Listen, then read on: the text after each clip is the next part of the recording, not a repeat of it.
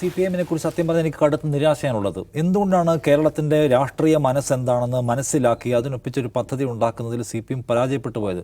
പ്രത്യേകിച്ച് പിണറായി വിജയനെ പോലെ ഒരു ലീഡർ ഇപ്പോഴും അവശേഷിക്കുന്ന ഒരു പാർട്ടിയാണല്ലോ ആ പാർട്ടി. ആ പാർട്ടിക്ക് എന്തുകൊണ്ട് കേരളത്തിൻ്റെ രാഷ്ട്രീയ മനസ്സെന്താണ്? നമ്മളൊരു സ്ട്രാറ്റജി എടുത്താൽ, ഒരു അടവ് നയം എടുത്താൽ അതിൻ്റെ ഒരു ഇമ്പാക്റ്റ് ഏരിയ എന്താണ്, അത് തിരിച്ചടിക്കാൻ സാധ്യതയുള്ള എന്താണെന്ന് കണക്കുകൂട്ടുന്ന ഒരു CPM-ന് വല്ലാതെ പിഴച്ചുപോയി.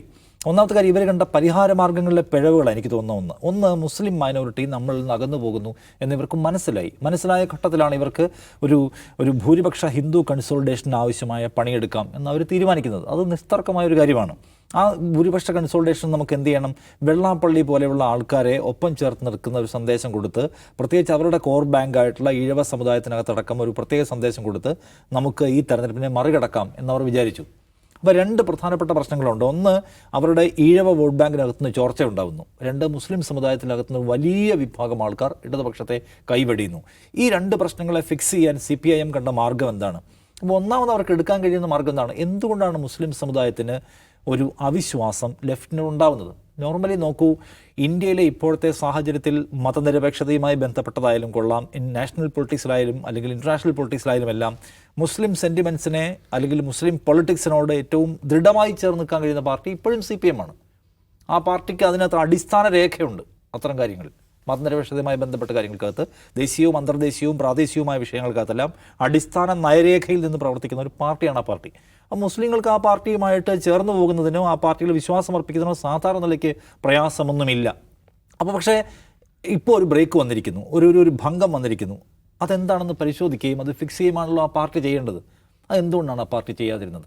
അപ്പോൾ അവർക്ക് പരിശോധിക്കുമ്പോൾ അതിനകത്ത് പല കാര്യങ്ങൾ കാണാൻ കഴിയും. ഇപ്പോൾ ഈ പിണറായി വിജയൻ ഗവൺമെൻറ്റിനകത്തെ ആഭ്യന്തര വകുപ്പ് മുസ്ലിം മൈനോറിറ്റിയുടെ പ്രധാനപ്പെട്ട കൺസേൺ ആണ്.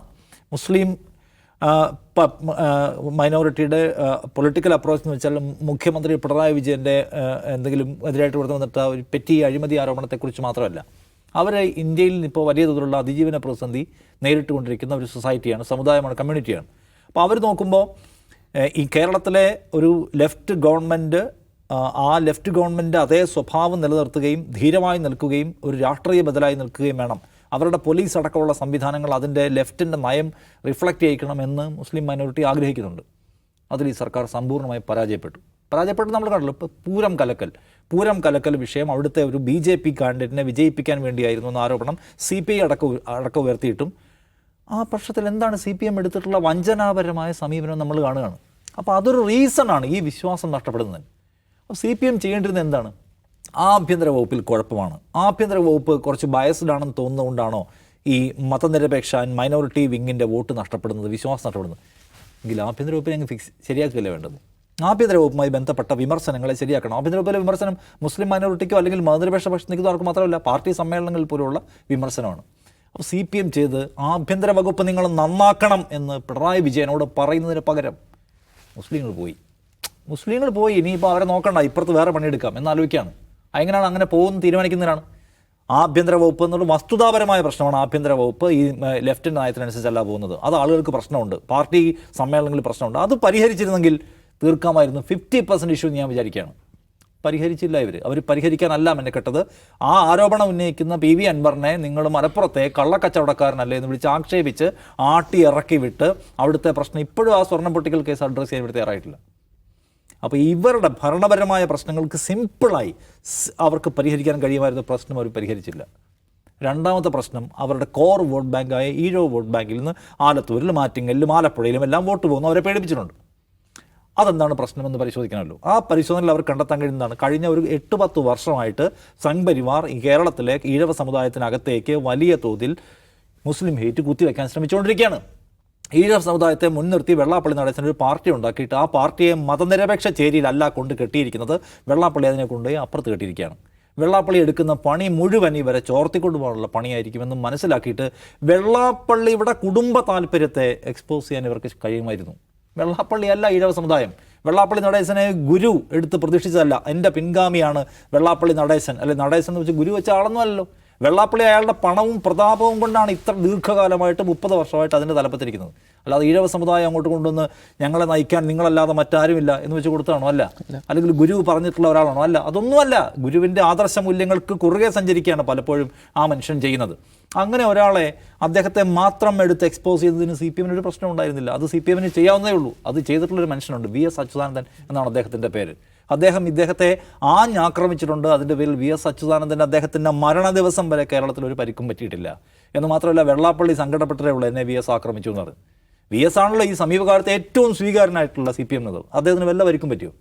അപ്പോൾ വെള്ളാപ്പള്ളി നടേശൻ നമ്മുടെ കേരളത്തിൻ്റെ പൊതുവായ സ്ട്രക്ചർ തകർക്കാൻ വേണ്ടി എടുക്കുകയാണ്. വെള്ളാപ്പള്ളി നടേശൻ CPMൻ്റെ വോട്ട് ബാങ്ക് തകർക്കാൻ വേണ്ടി എടുക്കുകയാണ്. ഇപ്പോഴും നമുക്ക് കൊല്ലത്തു നിന്നൊക്കെ ഉദാഹരണം കിട്ടുമല്ലോ. അപ്പോൾ ആ കാര്യത്തിൽ വെള്ളാപ്പള്ളിയുടെ പ്രശ്നം, വെള്ളാപ്പള്ളി എന്ന് പറയുന്ന പ്രശ്നത്തെ എടുത്ത് മുന്നിൽ വെച്ച് പരിഹരിക്കാൻ ശ്രമിച്ചോ? അതും ചെയ്തില്ല. അപ്പോൾ ഇവർ വിചാരിച്ചതാണ്. ഇപ്പം ആഭ്യന്തര വകുപ്പിൻ്റെ കാര്യം എടുക്കുക. ആഭ്യന്തര വകുപ്പുമായി ബന്ധപ്പെട്ട് പാർട്ടി സമ്മേളനത്തിൽ വിമർശനം ഉണ്ടായിരുന്നു.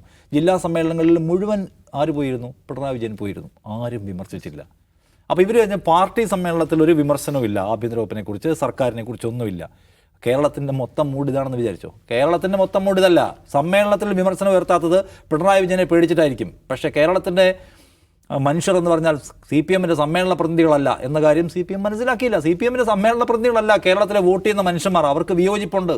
അവർക്ക് പല കാര്യങ്ങളെക്കുറിച്ച് ഓർമ്മയുണ്ട്. അവർ ഈ പോലീസ് നടത്തിയിട്ടുള്ള അട്രോസിറ്റീസ് അവർക്ക് ഓർമ്മയുണ്ട്. പോലീസ് നടത്തിയിട്ടുള്ള ദലിത് വിവേചനം അവർക്ക് ഓർമ്മയുണ്ട്.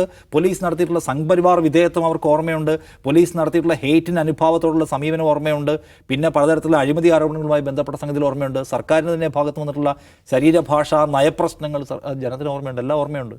അപ്പോൾ അത് പരിഹരിക്കുന്നതിൽ, ഭരണപരമായ പ്രശ്നങ്ങൾ പരിഹരിക്കുന്നതിൽ ഒരു പാർട്ടി എന്ന നിലയ്ക്ക് സർക്കാരിനെ ഡ്രൈവ് ചെയ്യാനും നിയന്ത്രിക്കാനും മോണിറ്റർ ചെയ്യാനും CPMന് പറ്റിയില്ല. അതിൻ്റെ ദുരന്തമാണ്. അവർക്ക് ഇനിയും ഇത് ഫിക്സ് ചെയ്യാവുന്നേ ഉള്ളൂ. സമയമെടുക്കും. കാരണം ഇത് വളരെ ഷോർട്ട് ടൈം സമയം.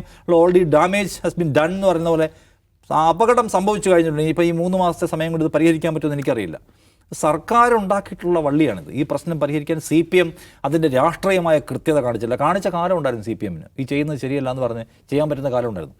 നമ്മുടെ പക്ഷേ പാർട്ടിയില്ല. പാർട്ടി എന്ന് പറയുന്ന സംവിധാനത്തിന് പകരം പിണറായി വിജയൻ അല്ലെങ്കിൽ സർക്കാരിന് വേണ്ടിയിട്ടുള്ള സ്ട്രാറ്റജീസ് ബിൽഡ് ചെയ്യുന്ന ഏജൻസീസ് പാർട്ടി തന്നെയാണോ? I don't know. കാരണം ഇവിടെ സർക്കാരിൻ്റെ ഭാഗം എടുക്കുന്ന പല തീരുമാനങ്ങളും ക്യാബിനറ്റ് അറിയുന്നില്ല, പാർട്ടി അറിയുന്നില്ല, മുന്നണി അറിയുന്നില്ല എന്നുള്ള യാഥാർത്ഥ്യം നമ്മൾ കണ്ടുകൊണ്ടിരിക്കുകയാണ്. അപ്പോൾ ആ സ്ട്രാറ്റജീസ് രൂപപ്പെടുത്തുന്ന സംവിധാനത്തിനകത്തേക്ക് ഒന്നുകിൽ പാർട്ടിക്ക് എൻ്റർ ചെയ്യാൻ പറ്റുന്നില്ല, അല്ലെങ്കിൽ എൻ്റർ ചെയ്യാനും തിരുത്താനും വിശദീകരിക്കാനും ഒന്നും കഴിയുന്ന ഒരു സൈദ്ധാന്തികവും അല്ലെങ്കിൽ കക്ഷി രാഷ്ട്രീയത്തിൻ്റെ പ്രായോഗിക തലവും ഉള്ളിൽ കൊണ്ടു നടക്കുന്ന ആൾക്കാരല്ല. ഇപ്പോൾ ഗോവിന്ദ മാഷിൻ്റെ വാർത്താ സമ്മേളനം 3:30 എന്ന് പറയുന്ന പോസ്റ്റർ വരുമ്പോൾ എന്നോട് കഴിഞ്ഞ ദിവസം ഒരു CPMൻ്റെ കാലമാണ് ഗോവിന്ദ മാഷ് എന്താണ് ഇത് വിശദീകരിക്കാൻ പോകുന്ന കാര്യത്തിൽ ഞങ്ങൾക്ക് നല്ല ആശയക്കുഴപ്പമുണ്ട്.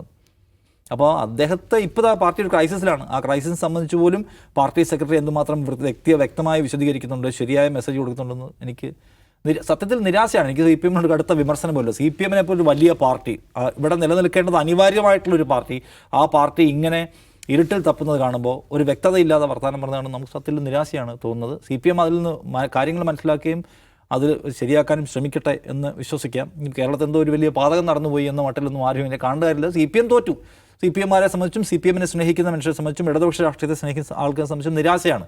പക്ഷേ എൻറ്റയർ കേരളത്തിൻ്റെ മൂഡിനെ കുറിച്ച് നിരാശയുടെ ആവശ്യമൊന്നുമില്ല. കേരളം തിരഞ്ഞെടുത്തത് വേറെ ഒരു BJP ഒന്നുമല്ല. BJPക്ക് ചില പോക്കറ്റുകൾ വിജയിക്കാൻ പറ്റിയ കോർപ്പറേഷനിൽ 50 സീറ്റ് ഇടുന്ന ഒഴിച്ചു നിർത്തിയാൽ ഇത്ര വലിയ വെറുപ്പിൻ്റെ പിത്തലാട്ടം ഉണ്ടായിട്ടും ജനം ഭയങ്കരമായി പോയി വർഗീയവാദികളൊന്നും ചൂസ് ചെയ്തില്ല. കേരളം UDFനാണ് തിരഞ്ഞെടുത്തിട്ടുള്ളത് എന്നത് കേരളത്തിൻ്റെ രാഷ്ട്രീയ മനസ്സ് എന്ന് പറയുന്നത്, കേരളത്തിൻ്റെ മതനിരപേക്ഷ മനസ്സ് ഇപ്പോഴും കുറച്ചൊക്കെ ഓക്കെ ആണെന്നതിൻ്റെ അർത്ഥം. അത് ജഡ്ജ് ചെയ്യുന്നതിൽ CPMന് പാളി. CPM ഞങ്ങൾക്കൊന്ന് കംപ്ലീറ്റ് ചെയ്ത് മൊത്തം സങ്കീർണമാണ്. ഇതിനകത്തേക്ക് നമ്മൾ വെള്ളാപ്പള്ളിയെ ചേർത്താൽ വോട്ടിങ്ങിന് വന്നോളുന്നതാണ്. ജനം ഇപ്പോഴും നിൽക്കുന്നത് കേരളം എന്ന് പറയുന്ന ഐഡിയയുടെ കൂടെയാണ്. കേരളം എന്ന് പറഞ്ഞ ഐഡിയ മതനിരപേക്ഷമായ ഐഡിയയാണ്. അതിൻ്റെ കൂടെയാണ് ജനം നിൽക്കുന്നത് എന്നത് ജഡ്ജ് ചെയ്യുന്നതിൽ പാളിപ്പോയി. അതാണ് CPMന് പറ്റിയ പ്രശ്നം. അത് ഇനിയും തിരുത്താൻ ആ പാർട്ടിക്ക് പറ്റും. അത് അവർ ചെയ്യട്ടെ എന്നാണ് ഞാൻ സീരിയസ് ആയി പ്രത്യാശിക്കുന്നത്.